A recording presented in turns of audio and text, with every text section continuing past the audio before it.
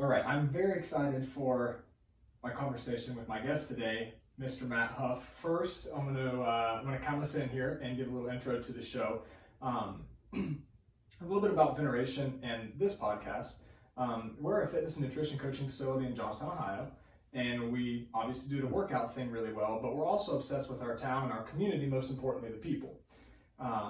If you're in Johnstown, looking to stay up to date with everything that's happening and learn a thing or two about how to enhance your fitness, if you subscribe to this channel, you'll get notified when we release new episodes. If you or a friend would like to begin your health and fitness journey with us, you can head over to CrossFitVeneration.com.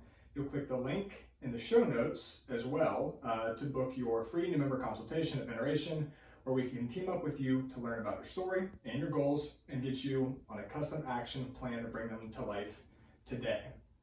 So as I mentioned, today I'm joined by the master of the assault bike, Mr. Matt Huff. Welcome. Hey, thanks for having me. I'm very excited for this conversation. When I was thinking about our relationship and our friendship, it's definitely one that reminds me of how grateful I am for the dive into Veneration that was Courtney and I's brainchild, I guess, because that without that, I don't know if our paths would have crossed. Hopefully they would have, but you just shed light on my gratitude for what this commonplace and how it brings us all together. Yeah, so. Well, I'm glad you're doing what you're doing. Let's dive right in. I want to get into who you are and what your passions are, and some of your Veneration story and how that plays into the story. But first, I want to let our listeners and the members of Veneration know a little bit about you, and I think that this will be very telling. So we're going to go rapid fire. You ready? Sure. If you could only listen to one song, read one book, and watch one movie for the next 5 years, what would those be? Song, book, movie. Song. Oh, that's rough. According to Spotify, it's Luke Combs. Attaboy. Okay. Yeah. Beer Never Broke My Heart. Good song. So, yeah, that's probably the one that I listened to most last year. I don't know if it's the one I would pick forever, but currently that's probably my favorite. That's a great answer, and I would have guessed that wrong. I was going 80s hair band, something. Yeah, but well, there could have been an AC/DC in there, but yeah. All right, one book. The Bible. Oh, good answer. Yeah, yeah. It's full of great knowledge, so definitely that. Beautiful. And the final one is one movie. That's tough. There's two, and ironically, they're both war movies. I would have guessed this right. Yeah, but it's Kelly's Heroes, okay, which includes Clint Eastwood, and Where Eagles Dare, which includes Clint Eastwood. A very young Clint Eastwood. But they're both, I don't know, late 60s, early 70s movies, maybe mid 70s. Just cool movies. Yeah. Awesome. Yeah. Well, I think that is very telling of who you are and some of your stories. So let's dive into it. Yeah. I want to know a little bit about you growing up and out of school, what direction you took your life. Yeah. Well, grew up in Newark. Graduated from Newark High School in 1989, and from there worked in the community for a little bit, local grocery store, and then until I enlisted in the Army. Growing up was great. 2 brothers, good family, good solid foundation. Went in the Army and had a little eye-opening experience to the world. Mm-hmm. So it was January of 90 is when I went into service, and ended up stationed at Fort Campbell, Kentucky, with the 101st Airborne. And no, we don't jump out of airplanes anymore, so I think your grandpa's maybe more familiar with that in his generation. Sure. But the military was great, because I barely made it out of high school. Grades, just had no desire. So it gave me a good foundation, good structure. I was looking back at my childhood, I was probably a little OCD with stuff, well, let's just say the Army probably enhanced that a little bit. Organization and wanting stuff certain ways. Was there other people in your family that were that way, or were you kind of an outlier that drove everybody crazy with your OCD? I don't think I drove anyone crazy. I just remember thinking back when I was a kid, I had a dresser and a desk in my room, and on my dresser I had model cars, and those would be lined up in order. Yeah. And my desk would have everything in order. You open the drawer, everything was in order. But it was probably about the extent of it. I think it was because it was my space. Yeah. Yeah, had it my way. My friends would make fun of me when they came over, and I remember this so clearly. They would always tell me that my room looked like a hotel room. They're like, are we allowed to like do anything? Can we play anything? Are we allowed to play video games, or can we not touch the controller? Yeah. My mom would probably differ on that, the organization, but it was a very small area. So it was all up here and out here. Yeah. Gotcha. Yeah. So out of school, you enlist in the military, in the Army. Yes. What we've talked a little bit about structure. What do you think was the draw, like right out of the gate? Because that's signing up for. Well, I was very young and newly married, very young, 18 or 19. And to be honest, I was working in a factory. This is kind of a funny story, making concertina wire, barbed wire for the military. Wow. In Newark. Okay. And I didn't like that, and I knew that wasn't going to be me. I can't work in that environment. I'm just too vocal, maybe. I want to have more interaction. Sure. So, needed a job, joined the Army to be all I could be, as they said back in the day. Yeah. And I left 2 weeks later. And so that was it was a job, and it was college money. So that was the driving factor in that. But as a kid, always watching the John Wayne movies and stuff. So it was always a real sense of pride in country, the flag, and I needed something to do, and that looked like the best choice for me. It probably was the best choice for me. Yeah. Awesome. Well, I have a ton of questions related to your story in regards to the military and your experience in the Army. One of which you said it was very eye-opening to the real world. How so? Like what does your experience in the Army look like? I grew up in Newark. Went to school at Newark, elementary, middle school, high school. Really a small community. It's not real big. I mean, it's a decent sized city, but you had your network of community a few streets over. You knew everybody. Sure. Culturally, very back in the 70s and 80s. It just is what it is. But going into the service, you meet people from all walks of life. Puerto Rico, downtown, I mean, Detroit, you from the West Coast, Mid-America. So I developed those friendships, which is funny. I didn't realize then that we could still be friends 30 plus years later. But it's that community of people that you bond with. I don't know, just opened my eyes to the bigger picture outside of Newark, Ohio. Yeah. Incredible. Yeah. What would you say are some of the biggest lessons that you took away, aside from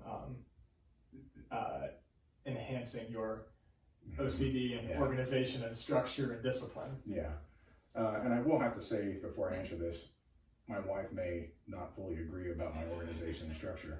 She's going to listen to this and be like, what are you talking about? But like I said, a lot of it's right up here. Yeah. It's yeah. If you believe that you're organized, yes. you are organized, or something yes. like that. Yeah. So the question was again, I'm sorry. Yeah, no, you're good. Just one of or some of the biggest lessons that you took away from your time in the military that you carry into your civilian life. I think it's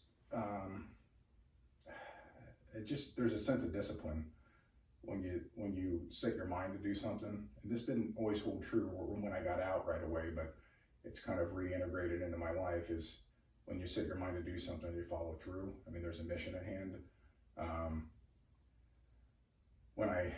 When I see something that needs done, I tend to probably overthink it, which Rose would agree with. because I want to make sure I have all the steps in order. And it probably relates a lot to the military experience because the situations could be do or die. So you want to make sure the guy next to you in the truck next to you, they have everything they need. So you get very orderly, very structured. So if you lose someone over here in this other section, you can jump in and fill in because everything is in order. And I think that is the structure that that stayed with me. Just a disciplined, responsible, do what you say you're going to do, and don't quit. Yeah. Incredible. Yeah, I figure, and I do not have a military background. I have a lot of family in the military, but it would make good sense that the best way to train discipline and to have that carry over into the rest of your life is when the consequences are dire, like life or death, like that. So, and we can, of course, we can fall back and talk about time in the military. I'm sure that we will. But if we fast forward to today, can we talk a little bit about what your passions are and what your profession is? Yeah. Profession, I work actually for the Department of Veterans Affairs. I've been doing that for 14 years. Prior to that, I was with the Social Security Administration for a handful of years, but currently with the VA, I won't get into the details because it's probably boring, but I do get to work with veterans. Pre-pandemic, it was one-on-one, meeting them in their homes where they live, nursing homes, assisted living facilities, making sure their needs are met and they're protected financially. That's it in a nutshell. For the last year, though, it's all been remote. So the privilege of working with these guys, I looked up the stat last night. There's only about 300,000 World War II vets left. Wow. And they're passing at the rate of about 300 a day. So I was telling Rose, I said, you realize 4 or 5 years may not be anymore, right? Or, in 10 years there won't. So I've got to interact with a lot of that generation, which is just amazing. But now we're seeing the Korean War vets, Vietnam are aging. So I interact with all of them. Gulf War vets, Iraq and Afghan vets, and everything in between. Dealing with vets with PTSD, substance abuse issues, guys that can't really take care of themselves financially, so we make sure that they're protected. So yeah, and I love what I do, even though the bureaucracy may be crazy. It's not about that. It's about the vet. So when I say the vets, it's anybody who served, male, female, whatever branch in time. Yeah.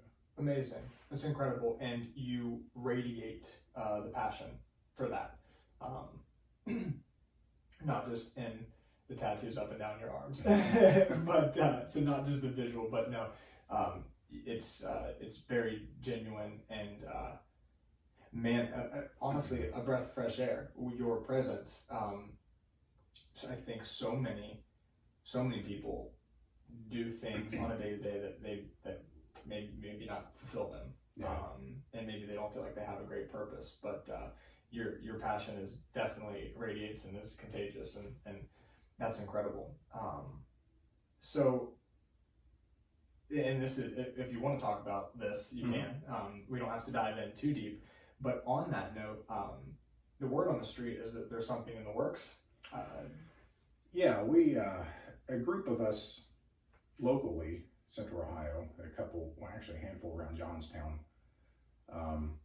have formed a chapter with the 101st Airborne Association. And the purpose of that, actually any veteran can join, but the basis is obviously you served in the 101st, but other veterans can join, families can join, or family members can join. But the purpose of that, the focus is going to be dealing with the repercussions of trauma, whether it be military, combat, sexual trauma, all that stuff that's associated with military experience. We want to focus on giving the veteran the resources to deal with the PTSD, the trauma they experienced, suicide awareness. Suicide it's a big number. The average, not average, that's a bad way to put it. I think the number is 22 a day, depending on who you ask. Veterans commit suicide. And I don't know any of those guys personally. I hope I never do. But, and again, when I say guys, it's all veterans, so. Sure. But the purpose of the chapter is to network with other organizations. We'll actually be meeting this Saturday with an organization that's going to share about their outreach for veterans. Just giving veterans a resource, a place to come to find out where to go, I guess is maybe the best way to put it. And eventually, if we have the resources, then we may be the people to go to. If somebody calls me and needs to talk, then I'm obviously going to take that call. But that's exciting because there are so many organizations doing this type of work. All of them do it well, but we're not going to try to reinvent the wheel. So let's be the warehouse, and we'll fill it in with all these different pieces and parts of organizations that provide different resources and ways for veterans to deal with that stuff, and get them directed to the right place. Yeah, and if that leads to us saving, helping one or more, then so be it. And that's all we're wanting to do. Amen. I can't think of a better cause. And this conversation today was spawned from a previous conversation, just us talking about just bouncing ideas off of each other about how what we do can hopefully be involved in a little bit of that, in a word, help. Yeah. Just help. If I could also, we named a chapter. Can I? Please, yeah. Yeah, we named a chapter after a veteran of the 101st who served in Vietnam. And his information will be publicized and once we have everything in order. But his name is Bruce Cogley. His brother is a member of our organization, and I met Gary several years ago. And when the idea was coming together about the chapter and the purpose, I thought, well, what better way to honor somebody than somebody who lost their life due to their trauma. So Bruce Cogley was a member of the 101st. He was an infantryman. He was on Hamburger Hill in Vietnam and wounded, which if you haven't seen the movie, you gotta watch the movie. And he lost his life in 1992 after dealing with that trauma of PTSD for years. So we named the chapter in honor of him, to put a name with a purpose. And we're just excited to see where that goes. Yeah. Incredible. Thank you for sharing that. Yeah. Too. And you know what we can do? I want to take this opportunity right now so I don't forget. We usually wait till the end. We will, in the show notes, we will post his bio. Yeah. Yeah.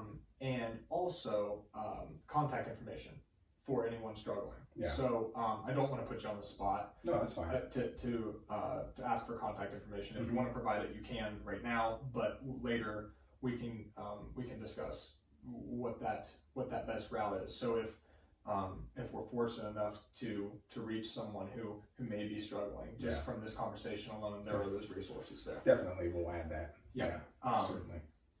So I did not want to miss that. And we will definitely again include that in the show notes. Matt, what would you say you're most proud of? If I ask you what you're most proud of, what comes to mind? This is going to sound very self-centered. I bet it's going to be good. It's probably me at this point in life, only for the fact. Yes, I do have 4 kids. I have grandsons, but it's not for a selfish reason. It's because of where I was. And this is probably a good time to share this. I struggled with some of the stuff that we're hoping to help other guys deal with. There was a point where I called this suicide hotline because of the just the anxiety and the stuff that was building up over the years. The VA mental health has helped me quite a bit over the years. So when I say me, it's only because after dealing with things myself that I held on to, and I just really started to resolve this probably 7 or 8 years ago. Once I began dealing with that stuff, and it's not all military, it's just life stuff that builds up, but and also some military stuff. Once I dealt with that, I became a better person, and when I dealt with it, it was a huge burden off of me. It's like a dark cloud hanging over you for 34 years. How old am I? Some 43 years or so. I'm 50. So it's like a dark cloud hanging over for all those years. And it did not allow me to be who I could be. So once that was dealt with, and it's still dealt with on a regular basis, learn how to deal with anxiety and stuff. But once the big meat of that was dealt with, I didn't have that cloud hanging over me anymore. I could appreciate life. I didn't have all that crap on my back. So that's the only reason I say me. Obviously, I'm very proud of my kids. I'm proud of my wife. She's went through battles, and but that I would have to say right now, that would be how I feel, because of the accomplishments that's allowed me to have by dealing with the other stuff. I love that answer. It's a great answer, yeah. and you should be unapologetic about it, because that's not that's earned. That's not, you can't wish for that. That's earned. On that note, if you don't mind me asking, because I wouldn't ask everyone this, I wouldn't ask for advice on this topic for someone that I didn't have massive respect for, and if I didn't think that you could provide great help for someone else. What would you, if you had to narrow it down, what action would you recommend to someone who is struggling with the things that you're describing? Like there's been a time in a dark place with dark clouds, and while maybe not always, on the other side of it, it is a constant work in progress, right? But where you sit today and what you're describing is a much, much better place. So my question, in short, finally, is what action would you recommend someone takes who is not in that good place? Well, it's the hardest thing to do, but that's to take the first step. Make that phone call. If you're not sure who to call, you can call the hotline, but it doesn't mean you're thinking about suicide, but it just means they can connect you with the VA. And if you're not a veteran, because that's been discussed in our group too, do we limit this? But let's just say if you're not a veteran and you're dealing with those thoughts or that trauma, seek out help now. Don't put it off. I once had a VA, I think as a counselor or social worker, and this was back in the early 2000s, I went to see, and I'd saw them before, like 2 or 3 years prior, and they're like, you only come here when you're doing better. I'm like, well, and then you fall and struggle, then you come back. You need to be consistent. Well, it's kind of how I dealt with things, but I was reluctant because there was a barrier, a wall that I wouldn't break down. And until I broke that down, which is a whole nother story, I couldn't truly take that first step. So it's really just take that first step, make that phone call, talk to someone. That sounds easy, but it is the hardest thing to do, to admit, especially for a veteran, to admit that you're not strong enough to deal with it yourself. To ask for help. Yeah. Sure. Yeah. Well, thank you for sharing that. And you mentioned Rose. Let's talk about Rose for a second. Rose is a phenomenal person, and I want to give you the opportunity to talk about Rose being a phenomenal person. What is your guys' story? Oh, geesh. We met way back when. No, it was. I gotta get these dates right. I won't get exact dates. I apologize for Yeah. this. It's on the spot. No, I know. Sorry. Pal. No, we met in the beginning of 14. I think that's right. Yes, it was beginning of 14. If it's not, you're sleeping on the couch for sure. Yeah. I know. It was February 28th. Oh, there you go. Yes. There's a reason I know that date too. But we met. We've been trying to meet for a couple months. Actually met online. Both of us coming out of previous long marriages. And when we met, the first night we met, I was like, dang, I like her. And we met again the next day. And then we haven't been apart since. So that's 7 years. Yeah. And 3 months in, I had to calculate in my head. 3 months in, Rose was diagnosed with breast cancer, and she went through that experience, and yeah, that was rough. She basically gave me an out because we'd only known each other for so long. I'm like, you're nuts. So obviously we're still together. We got married 3 years ago. Has it been 3 years? I think. That is crazy though. Yeah, I think it's 4 years this year. Wow. She's a lucky lady. And so we've been together ever since. And she's amazing, strong, and dealt and worked through the cancer. And I have had an amazing life in the last 7 years. Like I say, I've had a great life my whole life, but the last 7 years have just been crazy because we just travel, just enjoy being together and making our homestead outside of town and just been all over. And she's a great lady. She is one of the most genuinely kind-hearted people that I've ever met. So you're a lucky man. Mm-hmm.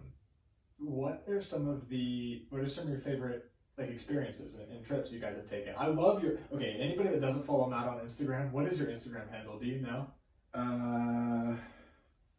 Wardog_320. Do yourself a favor and follow Matt. Well, Rose is the one, really. Her Facebook and her chronicles of our trips are just phenomenal. But yeah. Favorite trip?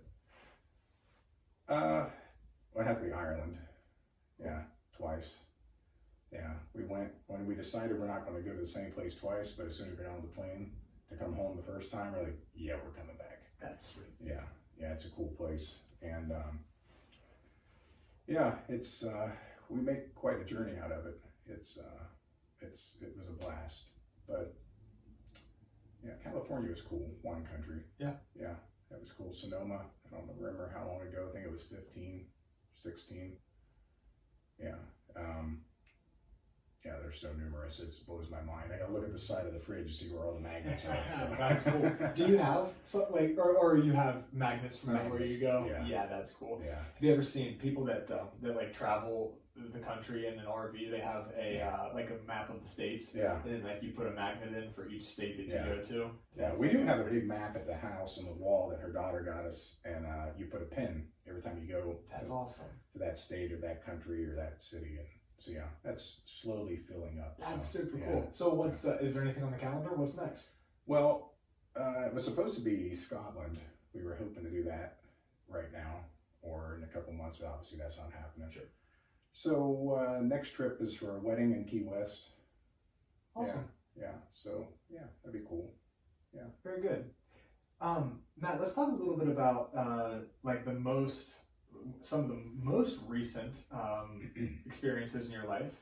I guess a couple years old. Let's talk about your Veneration story a little bit, dude. Yeah. When did you start at Veneration and why? I think when we moved to Johnstown, I think in 16 or 15, I don't recall. But I think we started at I know we started at the old gym, which I don't know if it was right.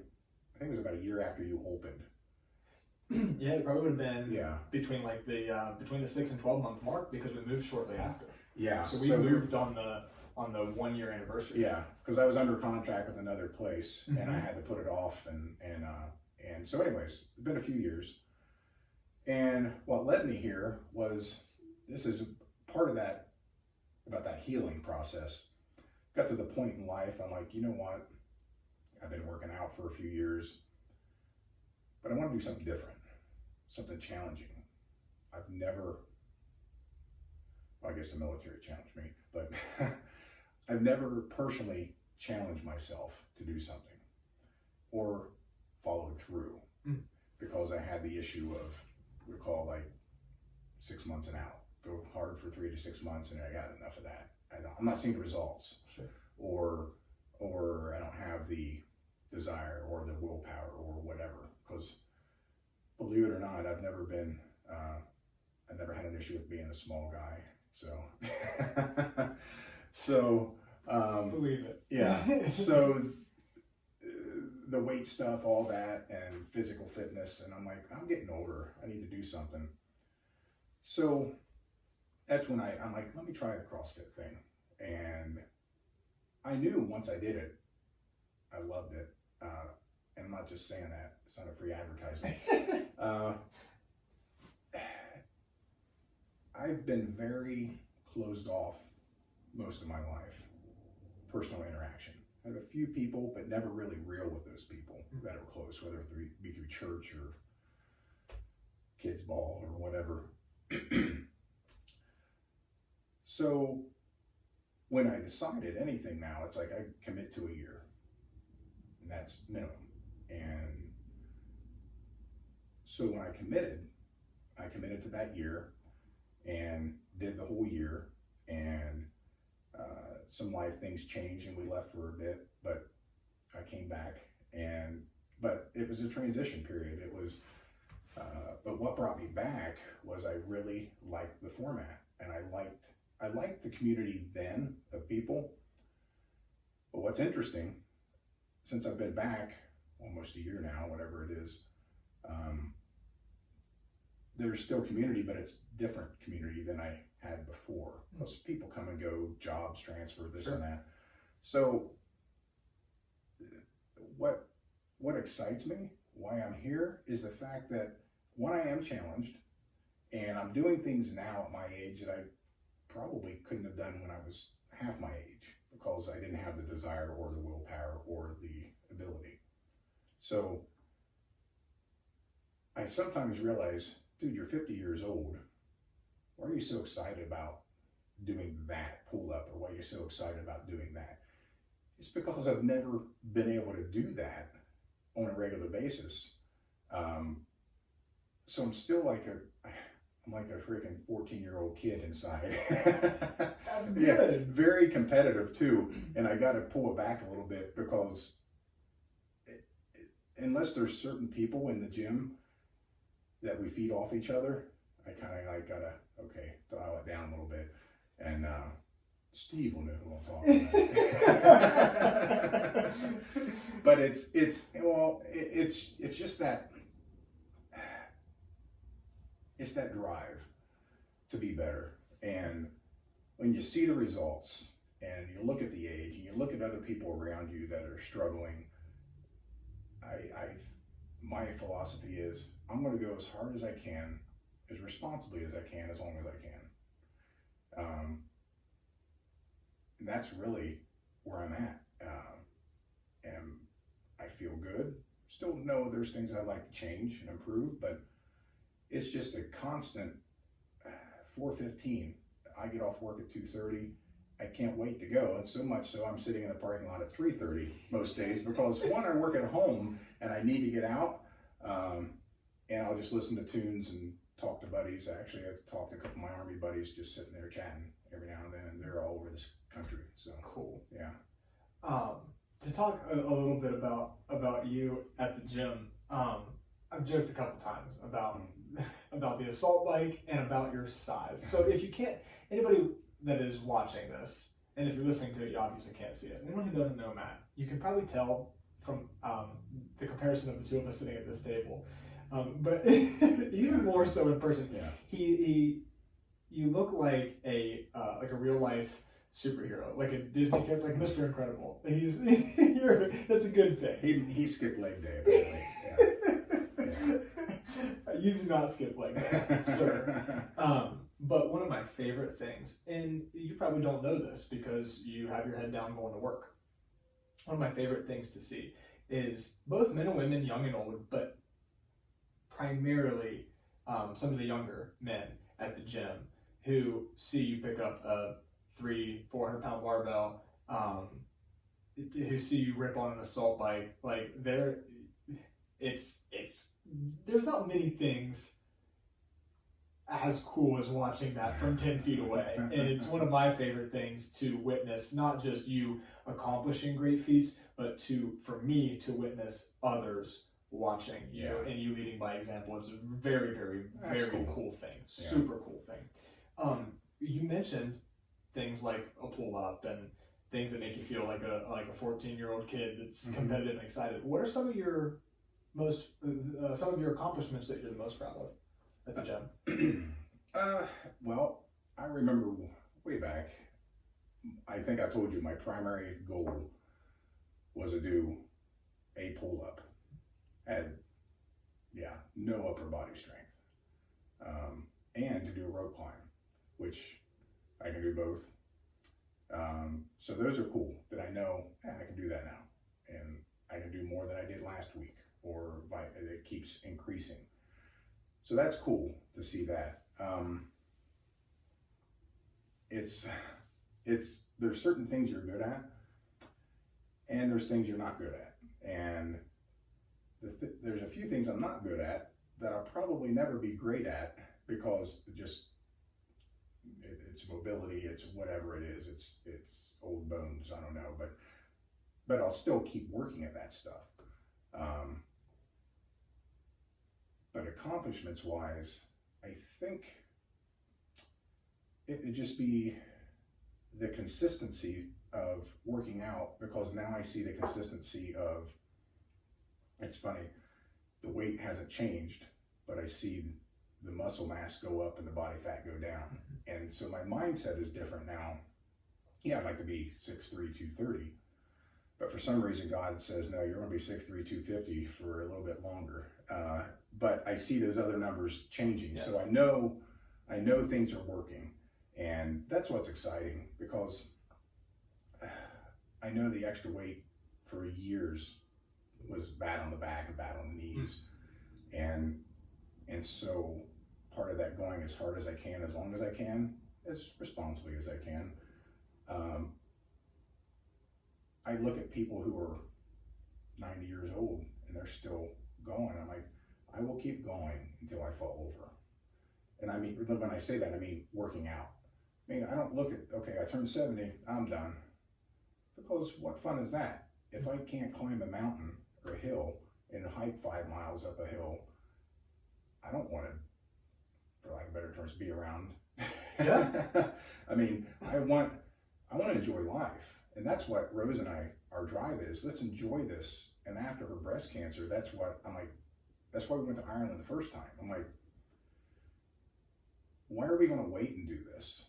If we can do this now, we just found out that no day is guaranteed. So why are we going to put this off?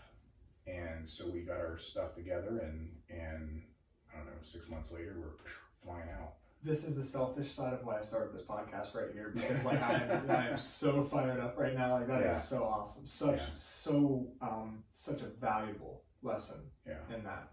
Incredible. Yeah. Actually, and I'll bring this up because you know my grandfather. Grandpa Stroud's 96, I believe.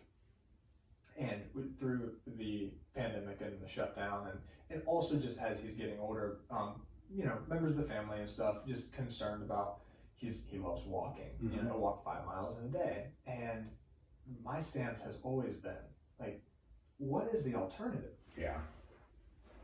Sit at home and watch TV. Yeah. Like Well, let them live. Like, oh yeah. But another thing is I want to do everything I can to prevent any of that, what is it, hereditary, any of that stuff that is hereditary. Mhm. I mean, whether it's, if you have a high risk of cholesterol or diabetes in your family, why am I going to allow that risk to continue? I mean, I'm going to do everything I can to prevent that. controllable. Yes. Yeah. So that's really what drives me, is just to be healthy and to be able to, in 20 years, hike the 5 miles and climb that little hill I did out in Arizona a few months ago, 20 years from now, and say, man, I did this 20 years ago. And yeah. Sweet. Well, you might have already answered this, but what's on the horizon? What's on do you have a target on the map for what's next as far as fitness inside, outside of the gym? Like, are you chasing anything right now? Not chasing anything per se. I think my focus, it's interesting, and in the last few weeks, I'm always looking at ways to improve. And I talked to a couple people the last few weeks and said, well, why are you interested in this? Or why are you interested in that? And one's different things to supplement what I'm already doing. And then I realized I should be talking to Storm about this. I quite literally thought that. And the guy's like, what are you asking me these questions for if you're satisfied with what you're doing? I'm like, I really have no idea. I'm just always looking now for ways to do things better, self-improvement. If that means I could take 20 minutes in the morning, that's not going to happen. I'll work at 6, no. 20 minutes in the afternoon at lunch, since I'm stuck at home, to do a high intensity type workout, then I will do that. But it's, I forget totally why I got off on that tangent, but always looking for self-improvement. So whether I'm 50 or 60 or 70, I hope to always have that mentality, but I don't know, again, what is down the road for Matt health-wise. If something hits, I think it's better to be in fairly good shape, to be able to fight through any adversity, physically or mentally, than just be the old Matt who was 6'3", 297 pounds of love, of fluff. Of love. Yeah. And I was a big boy, and I'm like, I was in pain. I literally was. So when that time comes, because the odds are in our favor, or the odds are against us, I don't know how you want to look at that. The odds are most likely going to deal with something in my life. Could be. And if I do, I want to be in a position physically that gives myself an advantage to fight that off. Amen. So, have you ever seen the sickness, wellness, fitness continuum in the CrossFit world? I don't think so. So it's part of our curriculum in the CrossFit 1 guide, like for our baseline certification. It's all over the internet, but it's a continuum. And on one end you have sick, and on one end you have fit, and halfway through you have well. And prior to CrossFit defining fitness, that continuum in the healthcare world essentially consisted of sickness and wellness, period. You're either sick or you were well. But what we strive to do in using our methodology is to take you, so sickness, wellness, fitness. The closer we can climb to fitness, and the larger fitness that we can bank is exactly what you're describing, whether it's something, medical, like something happens where you're struck with an ailment, or you get in a car accident. You have that fitness to fall back on. You have created that buffer of fitness, essentially, which is exactly what you're describing. That's super cool to hear. That's basically what I mean, because it's like, I was talking to the other guy, emailing him back and forth, and he's like, well, what's your current situation? And I'm telling him it's like 6'3", 250, all like blah, blah, blah, all this stuff. And he's like, well, that's interesting, because he goes, I'm 6'3", or 6'4", 230, and I was 6'4", 250 with an 19% body fat. He goes, now I'm 12%. And he's like, so we're like identical almost. Yeah. And that's really it, is just to improve that. And let me say this, so I don't sound like a meathead, because when I started working out, 2012, really regularly, it was because of a relationship failure, okay? And I felt good when people would say, oh, you're looking good. It was about what other people perceived in me. So after a couple years though, I realized that's not going to keep things rolling. So I started thinking, I'm like, I'm not doing this. I shouldn't be doing this because of other people and their values or their opinions. And I switched gears to say, I'm doing this for the long-term me, because what started happening was, as I'm working on myself physically, mentally, it was improving, continued to improve that situation to be able to deal with the anxiety and the stress. My 415 class is my anxiety stress relief class. And no matter what class I go to, it's the same, but typically 415, okay? 0600 may not be a stress reliever, it may be a stress inducer, but it's, that's really the different mindset. It's like, I could care less what anybody else thinks, except Rose, because it's a matter of how I feel as an individual, and am I doing this? Why am I doing this? If it's to appease somebody else, it's the wrong reason. If it's to make myself a better person, that's the right reason. Brother, that sounds like that might be the greatest accomplishment right there. That's pretty cool. That's cool. Yeah. Thank you for sharing that. Yeah. And that'll help somebody. It Yeah. really will. And that's it's really, really awesome. What advice would you give to somebody that you wish you had prior to starting at Veneration, this journey? Make a commitment. Don't expect, well, if anything, you don't expect immediate results. You shouldn't expect immediate results, but make that 1-year commitment. In that commitment, make a commitment to at least 3 times a week to start off, I think. Because it's easier to start small and build up, because now my goal is 5 days a week. Saturdays are kind of out because the weather's nice now and I got so much other work to do, but 5 to 6 days. But if I hit 4, I'm all right, but my goal is 5. And if you're just starting out, I was that guy Monday, Wednesday. I think I even asked Courtney way back when, and I said, well, how many days should I go? And I think it's kind of changed a little bit over the years, but it was like, well, you need to be able to at least commit to like 3 days, 3-4 days. And because that's still consistent. Yeah, and your programming, which I was just telling LA the other day about it, I understand it now. Yeah. Okay, it's scary, but I'm in your head. It is a scary place to be, my friend. I apologize that you are there. But it's just, so if you want to start, be willing to make that commitment to 3 days a week. If you can only do 2, but start. That's it. Then you start to meet the people, find your groove.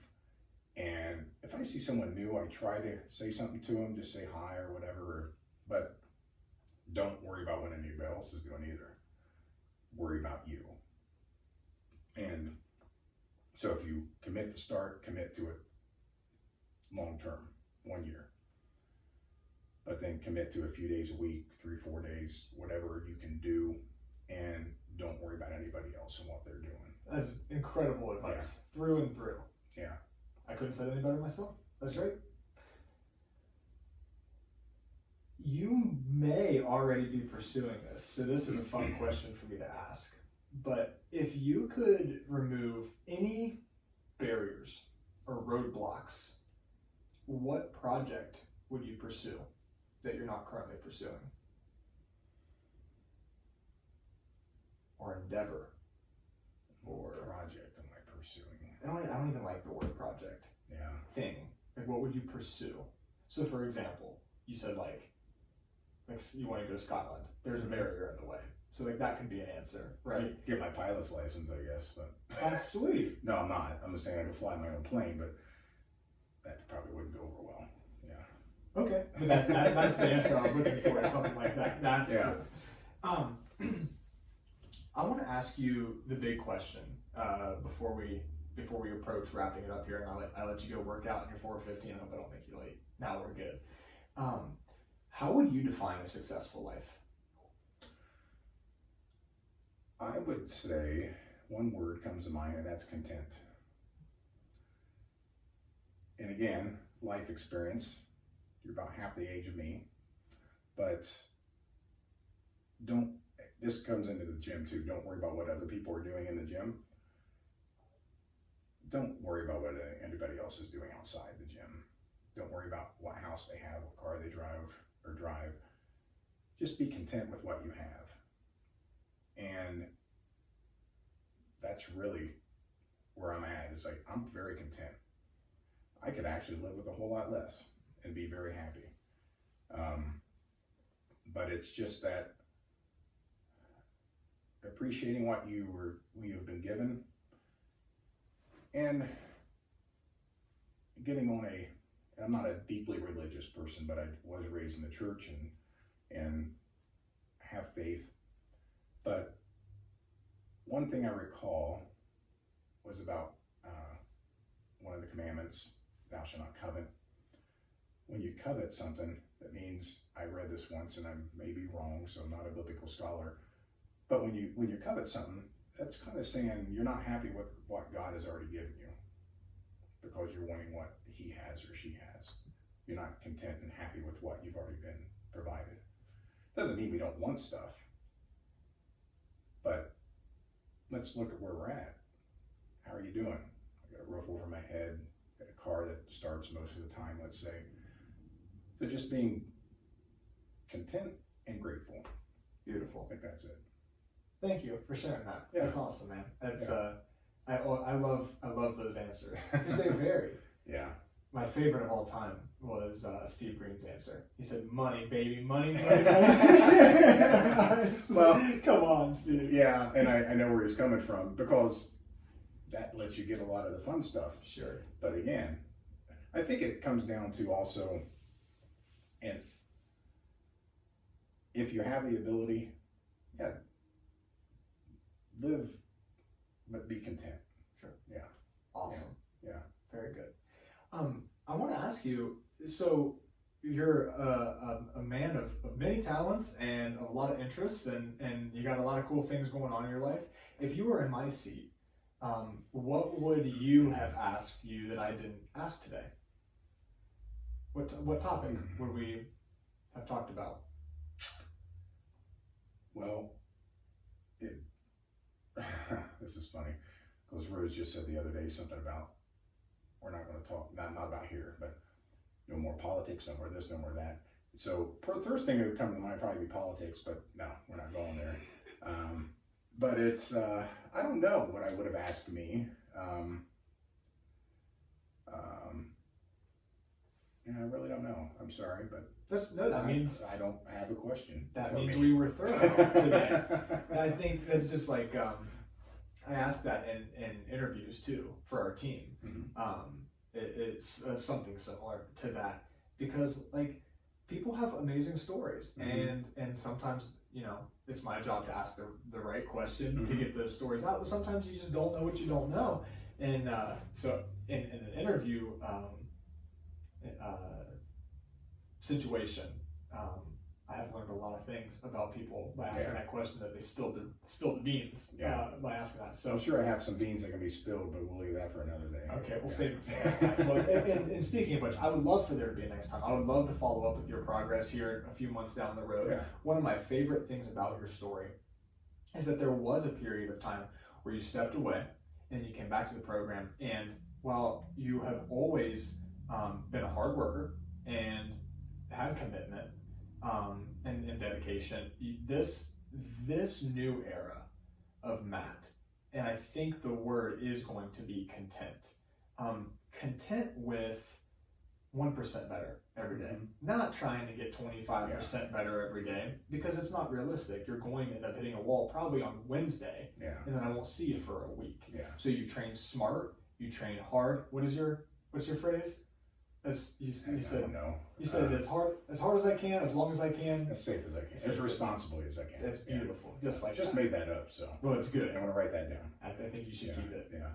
Well, one thing when I left, because I was having some knee issues and some back issues, and I realized after I left, and we moved, and some things changed, but I use that as the excuse. Whereas I know if I would have stepped back and scaled back a little bit, probably could have worked through that. Ends up it's all fine, there's no issues, but that's my change in mentality now. It's like, instead of 120% every day, okay, well, I know that workout, I'm not gonna really RX that, but I'm gonna push, but I know my body, certain things I should and shouldn't do. That's the difference between then and now. So, it's written all over you, and your thorough understanding of the design, and the fact that, like, it was funny, we worked out beside each other yesterday, and I think Coach Gabby was saying, yesterday was our aerobic day, Wednesday, so she's talking about a conversational pace, and you were joking about, like, what if I talk really fast? Yeah, on the bike. I don't like to go slow on the bike. Yes. So, but it's understanding the intent of the day, which is our job, and then executing on that properly. So you're doing a great job, man. And I'm honored to be a part of your story. It's been awesome thus far, and I'm excited to see what's next. As we bring this episode to a close, I do want to remind everyone listening that if anyone has any questions for me or the team, when I have our teammates on here, they can submit those in any of the YouTube and any of the comments, as well as on the Facebook page or via email to me at storm@crossfitveneration.com. If you found any value in this episode, especially the things that Matt talked about today, and the resources available and that are coming available in his organization, please consider paying it forward and sharing on your media pages in hopes that it can bring value to others as well. Matt, thank you so much for joining me today, man. I'm like I said, I'm excited to see what you do next. And we're going to get out of here. Thank you very much. It's going to work out. Yep. Have a good day, everybody.